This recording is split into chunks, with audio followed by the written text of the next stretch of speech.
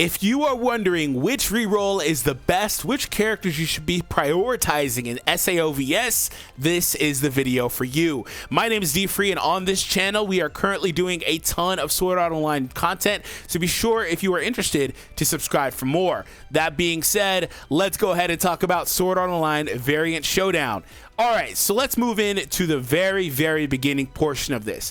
If you have not seen my tier list video, you're going to want to check it out because we will be talking about the characters that are currently available on launch in this banner. So here's a look at the banner that we currently have. We have 5 SSRs and we have 5 SSR characters, and then we have 5 SSR ability cards. So when you first start up your game and you complete the tutorial and it finally shows you the menu, again, this only applies to a brand new fresh account. If you can see the screen and manipulate it how I am now, you're already too deep. Start over from scratch, right? But when you do your very first summon, I'm already too far, so I'm trying to explain it.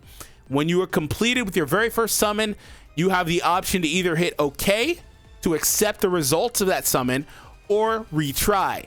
I would advise you to retry and retry infinitely. Do an infinite reroll on SAOVS until you get the best possible results. Some people will spend a day doing this. You could spend an hour doing this. You could spend 15 minutes. But whatever you do, make sure that you get these characters. So starting things out, we're going to pull up my tier list to kind of give you guys an example of what we are looking for. So when it comes down to it, if you want to know why these characters are ranked the way that they are, be sure to check that video out. It'll be clickable on the screen anywhere. You can see it. You can click it right there on YouTube. It'll take you right to that video to understand why the characters are ranked the way that they are, in my opinion. Now, the caveat here is that they're all good. There isn't a bad character in this game, especially with only 5 SSR characters. None of them are bad, but obviously some are better than others. But they have different uses. So the ideal role, no matter what you get, no matter what you do, the ideal situation includes Kirito. Okay, Kirito is the peak damage dealer in the game. You want to make sure that you have him on whatever your account is to start things off. Okay, you want to make sure you have him. Now, from here, whatever else you get is gravy. There are better combinations we'll talk about, but whatever else you get is gravy. If you have Kirito, that's fine. Now, I wouldn't suggest ending your infinite reroll only with 1 SSR, because you could get, there's no limit to, I mean, I'm sure somebody in the world got 9 or 10 SSRs. You probably won't get that, but I'm sure somebody did. There is no limit. I personally rerolled until I got 4 SSRs, one of which was a card and 3 characters. Okay, so I wouldn't suggest just getting 1 character and 1 SSR and calling it a day. Make sure at the bare minimum you get 3 SSRs in your summon. That is the goal. 3 SSRs, and one of which is Kirito. That is the goal.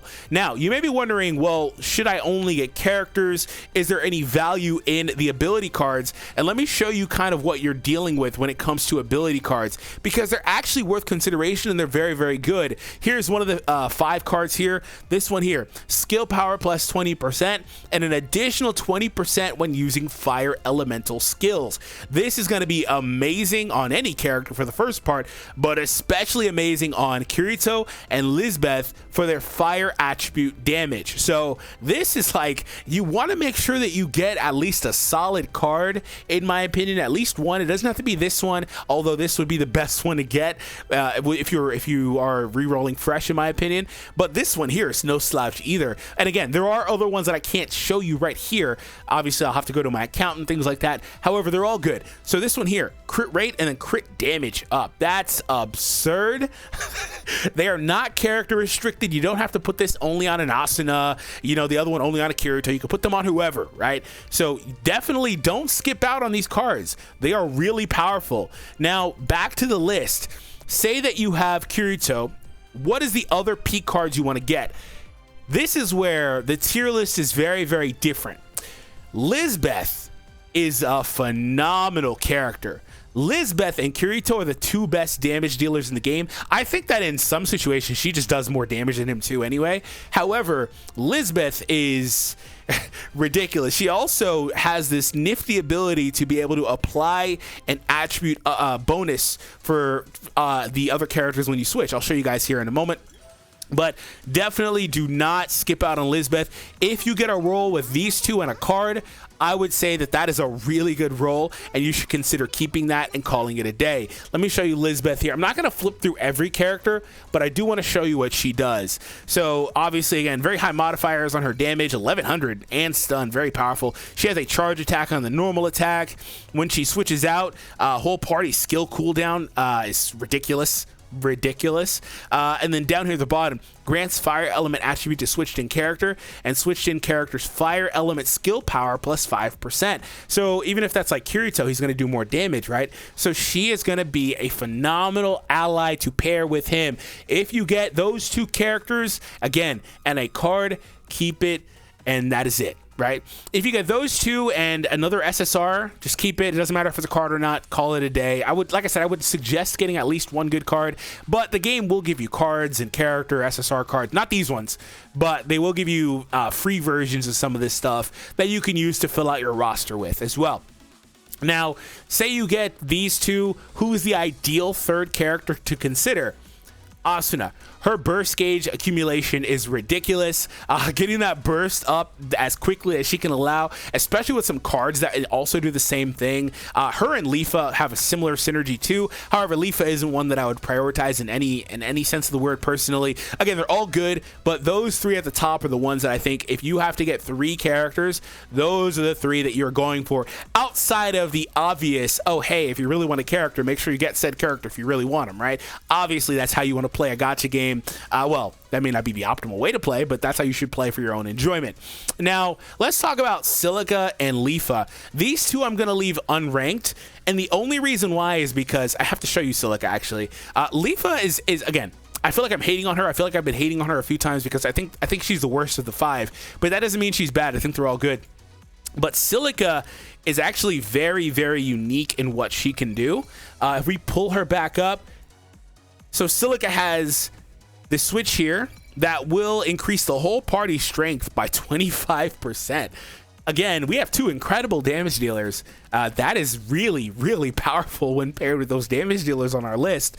And then also recovers own and the switched in character's HP. And there's another strength increase at the very bottom. She also has a charge attack, which is really, really cool because Pina flies all the way across the map and does an AoE hit. So like things like that you have to consider. I think that Silica is extremely powerful and definitely, well, for one, she is the best healer that we have, but she's definitely worth consideration. So say you get like those two on the top and Silica's your third, keep it. Really, again, no matter who you get, this is you want to keep those two. If you get those two, if it's any of these bottom three, keep it, right?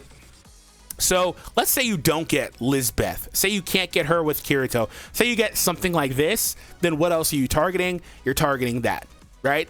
The top three, that's what you're targeting. Say you just can't get Lisbeth for whatever reason, that's what you're targeting. Well, what if you get something like you can't get Kirito, but you get something like this? Should you keep it?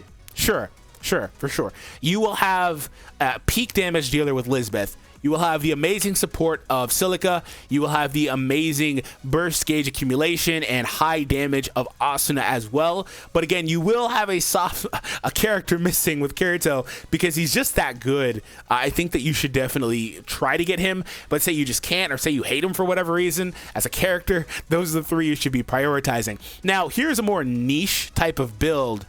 You can go for something like that on the top row if you want to get high burst gauge accumulation. You can also sub her out and sub in Kirito for that trio as well. Something like this works, but again, Leafa and Asuna are getting hard carried by Kirito to a degree, not as much Asuna. Leafa does good damage, but she's kind of like Asuna light, if you will. There's some other stuff in her kit, but she's kind of Asuna light. The only thing I don't love about this type of trio that I really enjoyed when I had Leafa and Silica, or not Leafa, excuse me, Lisbeth and Kirito, is the fire attribute synergy. And the cool thing again about Lisbeth is she applies the attribute to whoever the third character is. You see what I'm saying? So this is why this is the peak roll. Now, I haven't really talked much about cards aside from the fact that, hey, don't skip cards. If you can get a card, get one. If you got a roll with a couple characters and a couple cards, keep it. Things like that. 2 SSR characters, 2 SSR cards, an SSR card, 2 characters. Keep those rolls, assuming they're the right characters, right? But the last thing I will say is these cards are going to be heavily influencing your party composition, but some of them are going to be there to min-max your current parties anyway, right? They're going to increase fire damage or things like that. So if you get these types of characters, try to make sure you get the right cards. So that's the last thing I'll say. Hope you all enjoyed this video. If you did, hit the thumbs up and subscribe for more Sword Art Online Variant Showdown content. If you want to see the tier list and why I chose these characters in the initial order they were in, click the video on the screen right now before you go.